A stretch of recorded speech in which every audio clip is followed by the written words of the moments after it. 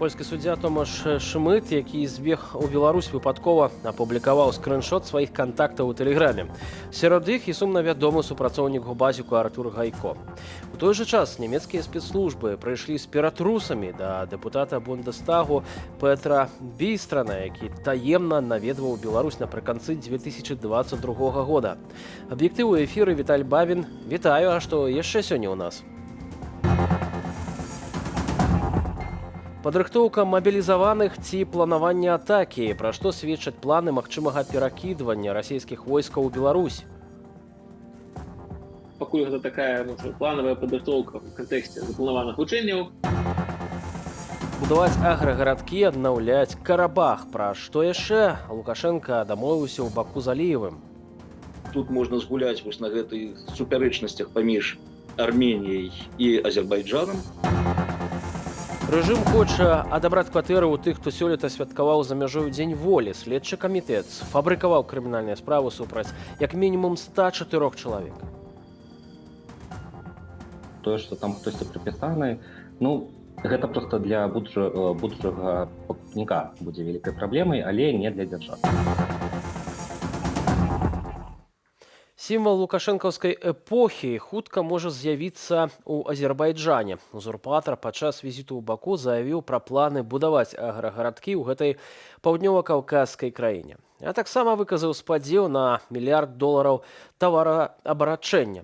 Пра што яшчэ дамовіліся Лукашенка і Ільхам Аліеў? Дэталі ў наступным матэрыяле. Тепло. В раю живете. І гэты рай на зямлі, на думку Лукашэнкі. Азербайджан – самаабвешчаны прэзідэнт Беларусі з візітам у Баку упершыню за 3 гады. Для Лукашэнкі, які застаецца неруканым на захадзе, візіт у Азербайджан – магчымасць прадэманстраваць хоць нейкую палітычную актыўнасць. З іншага боку, варта адзначыць, што гэтая ягоная паездка ў Баку адбылася амаль праз месяц пасля сустрэчы Ільхама Аліева і Владзіміра Пуціна ў Маскве. Ён едзе, у тым ліку, я думаю, у апошнюю чаргу, я камісар Владзіміра Владзіміровича дзеля таго, каб хоць неяк зачапіцца за нейкую выспачку на паўднёвым Каўказе, каб ён зусім ужо не выслізнуў з гэтых самых расійскіх рук. Бо яшчэ адна краіна рэгіёну, Арменія, усё больш разварочваецца на захад. Саюзніца рэжымаў Пуціна і Лукашэнкі за ДКБ, яна не атрымала летась ад сілавога блоку падтрымання ў вайне з Азербайджанам за Нагорны Карабах. Ды ў выніку цалкам страціла кантроль над гэтай тэрыторыяй. Там не было причин вступления ОДКБ в этот конфликт. Абсолютно не было для нас повода даже. Как мы могли вступить в этот конфликт? Обижаться не надо, на обиженных воду возят.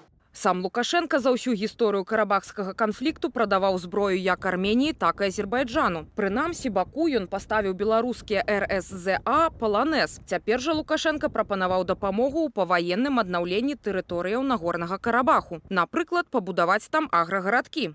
Мы это сделаем с большим удовольствием, притом ответственно заявляю, сделаем так, как никто больше в мире не сделает. Разлік Лукашэнкі зразумелы, бо на аднаўленне тэрыторыі Нагорнага Карабаху Баку вылучае $мільярды. Але ці атрымаецца абагаціцца?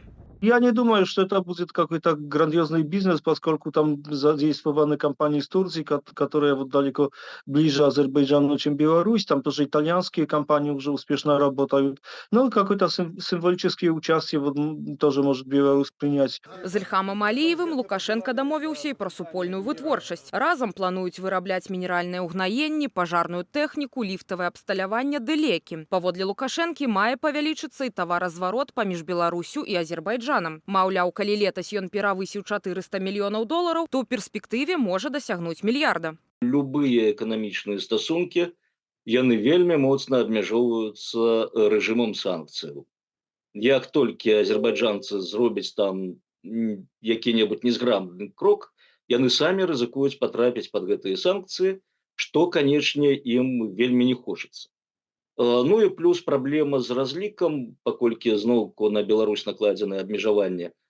Адносіны паміж Менскам і Баку Лукашенка падчас візіту назваў, цытата, «самымі добрымі і блізкімі», а народ Азербайджану – братэрскім. Сапраўды, як старэйшы брат, у 2010 годзе падчас чарговай газавай вайны Беларусі з расійскім «Газпромам» Ільхам Аліеў пазычыў Лукашэнку $200 мільёнаў на аплату пазыкі. Лукашенка за гэта яшчэ доўга быў удзячны. Мы помним, когда в трудное время вы подставили нам плечо, не оглядываясь при том. Але ці засталіся стасункі Лукашэнкі і Аліева сапраўды самымі добрымі і блізкімі? Они неплохие, конечно, но это не самые близкие партнеры. Я бы не придавал большого значения. Ну, конечно, есть определенный интерес и у Баку, и у Минска, чтобы вот эти отношения сохранять. Наступная сустрэча ў такім фармаце можа адбыцца ўжо ў Менску. Удзячны Лукашенко запрасіў Аліева наведаць Беларусь. Ірына Юрыева, Белсат. Расійскія танкі зноў вязуць у Беларусь, а падрыхтоўцы перакідання цяжкой вайсковай тэхнікі і асабовага складу акупантаў у нашу краіну паведамілі ў супольнасці чыгуначнікаў Беларусі. Ці чакаць новага наступу на Кіеў з Гомельскай вобласці і для чаго ўвогуле перакідванне войскаў спатрэбілася Крамлю цяпер, распавядзе Руслан Ігнатовіч. У Беларусь зноў могуць прыехаць эшалоны вайсковай тэхнікі з Расіі. Такая інфармацыя з'явілася ў супольнасці чыгуначнікаў Беларусі. Паводле звестак, прадстаўнікі Міністэрстваў абароны Беларусі і Расіі пры ўдзеле беларускай чыгункі актыўна ўзаемадзейнічаюць у пытаннях перакідвання ў нашу краіну расійскай цяжкай ваеннай тэхнікі, боепрыпасаў і асабовага складу акупантаў. Здравствуйте, товарищи! Ніякія войскі пакуль нікуды не едуць. Як слушна зазначае беларускі раён, ідзе толькі падрыхтоўка да магчымых будучых перакідванняў войскаў, якія калісьці можа адбудуцца. І самае натуральнае гэта вучэнні сумесныя беларуска-расійскія, якія ў будучым украт запланаваныя. Пры тым, што нават самі вучэнні яшчэ не факт, што будуць, бо мінулыя запланаваныя вучэнні былі адмененыя. Разам з тым, тэлеграм-канал «Беларускі гаюн» не выключае сцэнара, што магчыма перадыслакацыя расійскіх войскаў патрэбная для, цытата, эскалацыі на мяжы з краінамі НАТО. Але былы кіраўнік службы бяспекі Украіны Віктор Ягун бачыць іншую мэту гэтага руху акупантаў. Я думаю, що, скоріше всього, що це все пов'язано тільки з одним. Я думаю, што, хутчэй за ўсё гэта звязана толькі з адным – адцягнуць. І нават не адцягнуць, а скаваць нашыя сілы на мяжы. Я не думаю, що вони спробують перейти кордон. Я не думаю, што расейцы спрабуюць перайсці беларуска-украінскую мяжу. У мяне апошні год складалася ўражанне, што ёсць нейкая дамоўленасць. Вы сядзіце моўчкі недзе ў Беларусі, а мы вас не чапаем і па вас не б'ем. Як толькі пачнецца нейкі рух, ну, паслухайце, у нас цяпер сапраўды ёсць атакамсы, якія б'юць на 300 кіламетраў. І які-небудзь прылёт па вайсковай базе ў Беларусі дакладна не тое, чаго чакае Лукашенка. Таму я думаю, што ён дакладна не дазволіць пераход мяжы і нейкія баявыя дзеянні з тэрыторыі Беларусі. Увага, заняти бої позиції, як прийняли. У тым выпадку, калі мэта Расіі сапраўды згрупаваць сілы ЗСУ на мяжы з Беларусю, ва ўкраіны застаецца козыр у рукаве. Киев может попросить своих партнеров разместить на территории Украины силы державаў НАТО. Это не маецца на увазе, што гэта будуць сілы НАТО. Это будуць сілы дзяржаваў нейкай кааліцыі, ад-хок, якая магла б размесціць свае сілы, напрыклад, на тэрыторыі паўночнай Украіны на мяжы з Беларусю, каб украінцы маглі зняць частку сваіх сілаў з мяжы і скіраваць іх на фронт. Паводле чыгуначнікаў Беларусі, цяпер улады ў Менску і ў Маскве прымаюць шэраг захадаў дзеля забеспячэння сакрэтнасці вайсковых перавозак. У сваю чаргу эксперты Амерыканскага інстытуту вывучэння вайны заявілі, што не выключаюць размяшчэнне расійскіх войскаў на тэрыторыі Беларусі. Руслан Ігнатовіч, Белсат.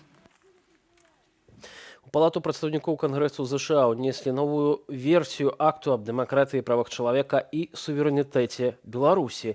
Пра гэта паведамляюць у прадстаўніцтве па замежных справах аб'яднанага пераходнага кабінету. Там зазначаюць, што галоўную мэтую новай рэдакцыі акту аднаўленне дзеяння дакумента, прынятага 20 гадоў таму з улікам актуальнай унутрыпалітычнай сітуацыі ў Беларусі і саўдзеля рэжыма Лукашэнкі ў расійскай агрэсіі супраць Украіны. Попередняя версія акта дэмакратыі Беларусі была прынята ў снежні 2020 года на фоне пратэстаў, на фоне рэпрэсій, якія адбываліся ў Беларусі. Але мы разумеем, што ад таго часу вельмі моцна змяніўся кантэкст таго, што адбываецца ў Беларусі, крызіса ў Беларусі. І рэжым Лукашэнкі таксама здзейсніў вельмі сур'ёзныя злачынствы супраць беларусаў, супраць нашых суседзей, калі узяў удзел у вайне супраць Украіны. Таму настаў час для того, каб актуалізаваць гэту інфармацыю, каб больш падрабязна і дакладна апісаць тое, што адбываецца ў Беларусі і тыя выклікі, з якімі жыве Беларусь. То бок усе будуць апісаныя гэтыя працэсы і будуць прапанаваныя рашэнні, палітычныя рашэнні для ўрада Злучаных Штатаў, якія яны змогуць прыняць для того, каб вырашаць менавіта гэтыя праблемы. Вельмі выразна гаворыцца пра тое, што Лукашенко не прызнаецца як легітымная ўлада. Там гаворыцца пра адказнасць Лукашенко за тыя злачынствы, якія ён робіць. Гаворыцца пра ціск, пра санкцыі. Гаворыцца таксама пра падтрымку незалежных медыа у Беларусі, якія працуюць на сённяшні дзень у выгнанні, пра падтрымку грамадзянскай супольнасці, дэмакратычнага руху.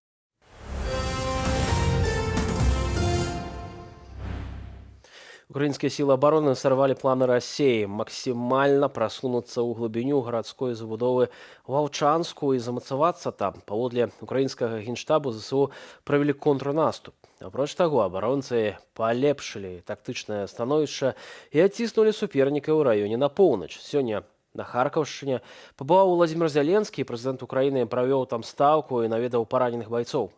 Падрабязней у нашым замежным аглядзе. Вайсковы аэрадром у акупаваным Крыме ўжо не першы дзень застаецца пад ударам. Паводле інфармацыі расійскага Мінабароны, мінулую ноччу над Крымам збілі 5 ракетаў «Атакмс». Украінскія медыі пішуць, што на аэрадроме быў пажар на заправачнай станцыі. Напярэдадні ў выніку атакі на Бельбек былі знішчаны 2 самалёты МіГ-31, комплекс супрацьпаветранай абароны С-400 і склад гаруча-змазачных матэрыялаў. Як паведамляе тэлеграм-канал «Астра», загінулі 2 расійскія вайскоўцы, яшчэ 13 атрымалі раненні. Украіна пры гэтым ніяк не пракаментавала апошніх атакаў на часова акупаваным паўвостраве.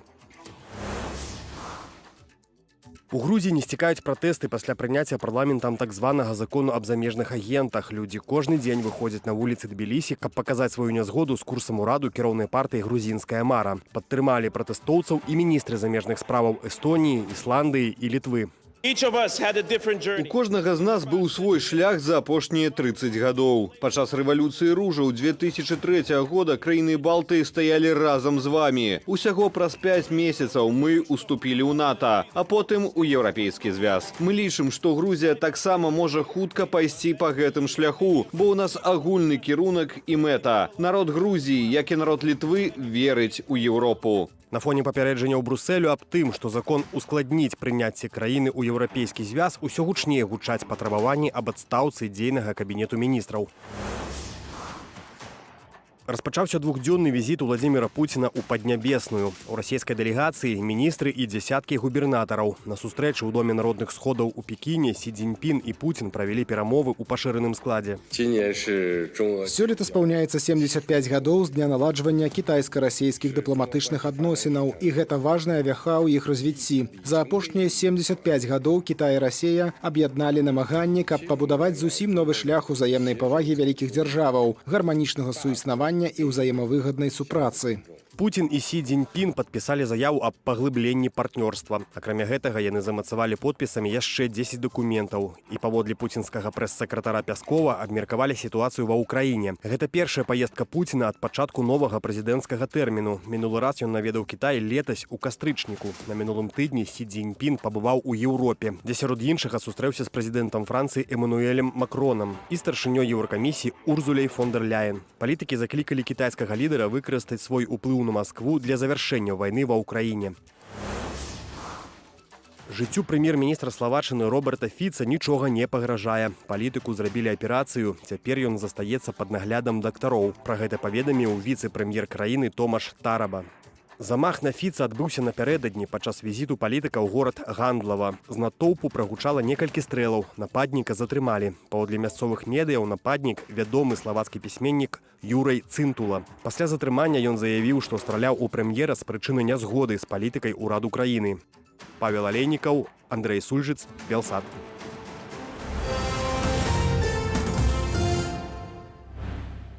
Справа 104 у беларусаў замежжа, што ўдзельнічалі ў святкаванні сёлетняга дня волі, могуць адабраць маёмасць. Следчы камітэт распачаў супраць прадстаўнікоў дыяспары крымінальныя справы за ўдзел у экстрэмісцкім фармаванні і дыскрэдытацыю Беларусі. Тэму працягне Наста Печанькова. Новая ахвяра сілавікоў. У Клімавічах затрымалі мясцовага жыхара Кірыла Вазмілава за цытата здзек з нацыянальных сімвалаў. Маладзён відавочна пад прымусам кажа на камеру, што ў 2020-м штурхаў нагамі чырвона-зялёны сцяг, а пазней падпаліў яго ў двары. Вину признаю и лучше таким не заниматься. Нешараговым у гэтак званым пакаяльным відэа стала тое, што хлопца прымусілі перадаць прывітанне ягонаму брату, які нібыта яшчэ ў 2020-м з'ехаў у Польшчу. Гэта распаўсюджаная практыка, калі праз гэтых бацькоў-сваякоў перадавалі прывітанне тым людзям, якія знаходзяцца за мяжой. То бок зараз гэта проста выпала, скажем так, у публічную прастору, але, шчыра кажучы, я б не вельмі вёўся на гэтыя правакацыі. То бок гэта такая вельмі глупая спроба запужаць, якая пад сабой насамрэч ніякіх пагрозаў для чалавека, які за мяжой Беларусі, не нясе. А што да тых, хто застаюцца ўнутры краіны? Раней Лукашенка прыстрашыў палітычных эмігрантаў расправай над іх сваякамі праз канфіскацыю маёмасці. Не забывайте, что у вас какая-то собственность здесь есть. Советую уже забыть про эту собственность. Но не ставьте под удар своих родственников. І доўга чакаць не прыйшлося. Следчы камітэт завёў крымінальныя справы супраць 104 беларусаў замежжа, што ўдзельнічалі ў беларускіх акцыях па ўсім свеце, у тым ліку на Дзень волі. Сбежавшие марионетки решили, что останутся безнаказанными и продолжили оказывать активную помощь в реализации преступных планов основной радикальной группы. Следственный комитет Республики Беларусь получил данные более сотни лиц, принимавших непосредственное участие в уличных акциях на территории Варшавы, Вильнюса, Вроцлава, Белостока, Брюсселя, Батуми, Праги, Калифорнии, Филадельфии, и список можно продолжать. Імёны падазраваных следчы камітэт не называе, аднак зазначае, што атрымаў інфармацыю аб аб'ектах іхнай нерухомасці на тэрыторыі Беларусі і нібыта ўжо цяпер там праводзяць ператрусы і арышты маёмасці. Калі будзе распачата дачыненне да гэтых людзей спецвытворчасць, людзям папрызначаюць тэрміны, папрызначаюць вялікія штрафы, то, канешне, відавочна, усе аддзелы прымусовага выканання змогуць арыштоўваць кватэры, потым выставляць іх на аукцыён, а тое, што там хтосьці прыпісаны, гэта проста для будучага пакупніка будзе вялікай праблемай, але не для дзяржавы. Практыку пазбаўлення маёмасці сваіх палітычных апанентаў Лукашенка выкарыстоўваў і раней. Сярод тых, хто ўжо пацярпеў ад гэтай неправамернай захады, сем'і Ціхановскіх і Цапкалаў, палітзняволеныя праваабаронцы Уладзімір Лапковіч і Валянцін Стэфановіч, а таксама Яна Латушка, дачка апазіцыйнага палітыка Паўла Латушкі. Ніхто, як следчы камітэт і губазік, не робіць усё, каб радыкалізаваць беларускае грамадства, каб беларусы запісваліся у харугвы, напрыклад, каб беларусы стваралі свае арганізацыі, якія пазней будуць змагацца за тое, каб вярнуць тую маёмасць, якую яны незаконна канфіскуюць у грамадзян Беларусі. Паводле палітыка цягам апошняга месяца ён асабіста і ўся каманда НАУ зазнаюць ціск з боку рэжыму і праз застрашванне іхных сваякоў у Беларусі. Наша каманда, я спадзяюся, вытрымае гэты ціск, і мы будзем працягваць барацьбу. Нашая мэта – прыцягнуць да адказнасці Лукашэнку менавіта за гэтыя злачынствы, якія ён ажыццяўляе зараз у адносінах да безабаронных, родных і блізкіх. Пра ціск з боку лукашэнкаўскіх сілавікоў паведаміў на сваёй старонцы ў Фейсбуку і актор Александр Ждановіч, больш вядомы пад псеўданімам Маляваныч. Ён распавёў пра тэлефонны званок, які атрымалі ягоныя дзеці з заклікам чакаць гасцей. Наста Печанькова, Белсад. У Бягомлі Докшыцкага раёну гарэў адзін з сімвалаў мястэчка, самалёт-помнік Іл-14, які стаяў на галоўным скрыжаванні.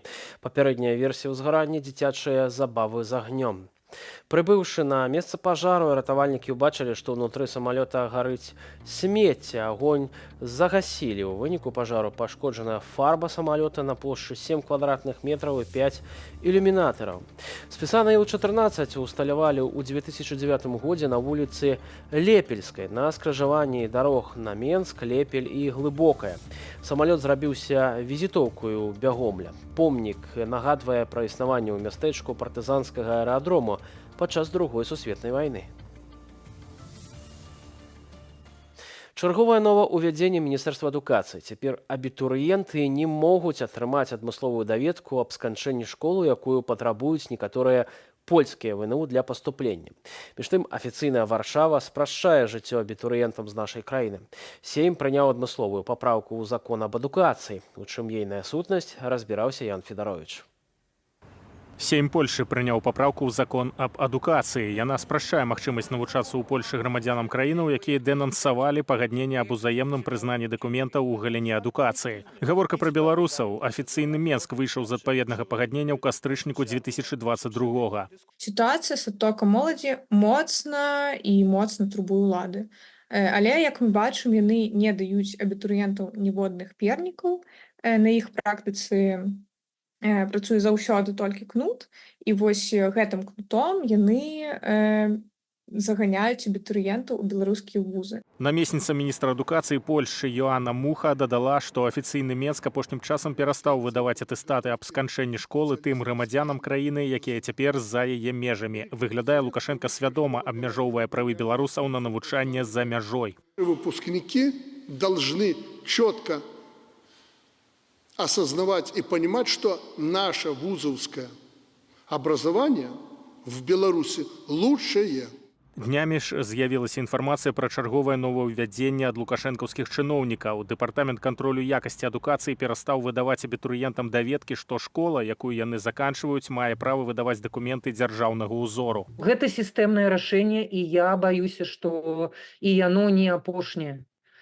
Рэжым будзе прыдумваць усё новыя і новыя крокі і захады, каб абмежаваць магчымым, забараніць моладзі выязджаць за рубеж. У нас ёсць такая інфармацыя, што ў некаторых школах бацькам нават гавораць, што і атэстат не дадуць на рукі. Паводле падлікаў адмыслоўцаў, летась за мяжою навучаліся каля 30 тысячаў беларусаў. Найбольш папулярны кірунак па-ранейшаму Расія. Там адукацыю атрымліваюць 12,5 тысячаў студэнтаў з нашай краіны. Яшчэ 12 тысячаў абралі Польшчу. Трэцяе месца ў рэйтынгу ў Літвы. Расія гэта лічыць небяспекай для сябе. І ў апошнія гады вельмі моцна актывізавалася дзейнасць расійскіх фондаў, і перадусім Россупрацоўніцтва. Гэтае агенцтва прадстаўляе 40 тысячаў стыпендый на навучанне ў расійскіх універсітэтаў, і з гэтых 40 тысячаў 1500 прызначаныя для Беларусі. Між тым, паслявыбарчы тэрор у Беларусі адбіўся не толькі на жаданне абітурыентаў вучыцца на радзіме, але таксама і на працы выкладчыкаў. Дакладная лічба звольненых з універсітэтаў з палітычных прычынаў невядомая, бо шмат хто папросту не афішуе факту звальнення. Але ёсць лічбы статыстычныя скарачэння колькасці выкладчыкаў па ўсёй сістэме вышэйшай адукацыі. І вось вядома, што толькі за 21-22 год агульная лічба выкладчыкаў скарацілася на 1550 чалавек прыкладна, і гэта каля 8% ад усіх выкладчыкаў. І выглядае на тое, што ціск на акадэмічную супольнасць у Беларусі будзе толькі расці. Многие, сбежавшие туда за образованием, быстро начинают понимать разницу. Многие возвращаются, но не все. Этого шатания быть не должно. Ян Федарович, Белсат.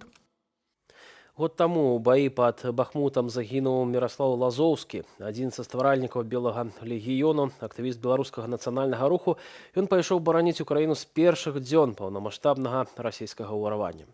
16 траўня 23 года ў апошнія дні абароны Бахмуту Міраслаў Лазоўскі, які меў у палку Каліноўскага пазыўны «Мыш», кіраваў эвакуацыяй байцоў батальёну «Волат», якія апынуліся пад абстрэлам расейцаў. Тады разам з Міраславам загінулі яшчэ 4 беларускіх ваяроў, а яшчэ 4 дзякуючы Лазоўскаму ўдалося выратаваць. У гадавіну смерці беларускага героя ў Вільні сёння прайшла вечарына ягонай памяці.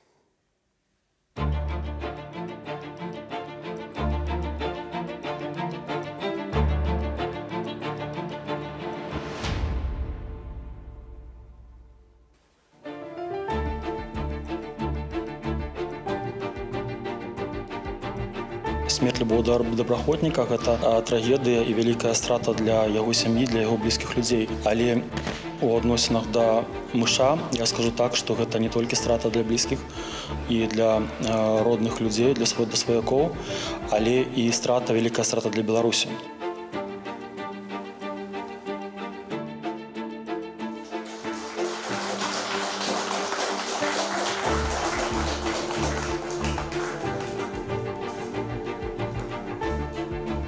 шмат людзей, хто проста мімаходзь судакрануўся да постаці да асобы Мірка.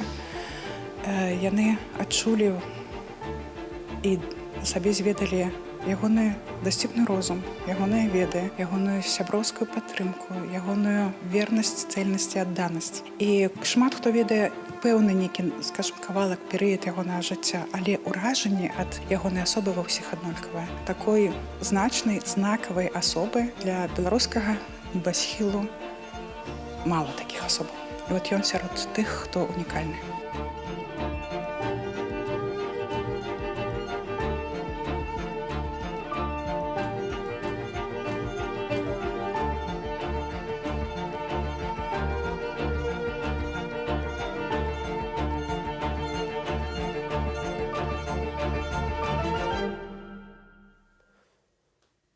Калі расійскія войскі зноў могуць з'явіцца ў Беларусі? Наколькі гэта трывожны сігнал для нас і нашых суседзяў? Абмяркуем у студыі Белсат неўзабаве, а ў аб'ектыве ставім кропку. Чакаю вас адразу пасля прагноза надвор'я на заўтра ў жывым эфіры. Да сустрэчы. Протягните информационный вечер на Белсате со студией Белсат. Оперативные комментарии, аналитика и самые цікавые гости. Калі вы глядите Белсат на платформе YouTube, адразу пасля аб'ектыву пераходзьце на нашу сталую спасылку «Жывы эфир». Дзеля гэтага на канале Белсат News адкрыйце укладку «Ужывую» або ўпішыце ў пошуку «Белсат Жывы эфир» і працягвайце атрымліваць апошнюю інфармацыю пра падзеі ў Беларусі і за яе межамі. Чакаем вас у студыі Белсат.